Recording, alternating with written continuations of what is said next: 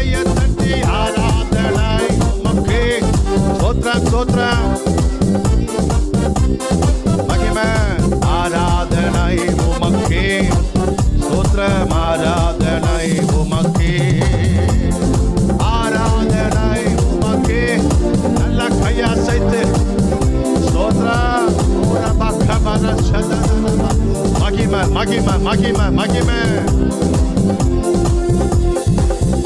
எந்த உயிருள்ள நாட்கள் எல்லாம் உம்மை புகழ்ந்து பாடிடுவே. எந்த உயிருள்ள நாட்கள் எல்லாம் உம்மை புகழ்ந்து பாடிடுவே. ராஜா நீ செய்த நன்மைகள்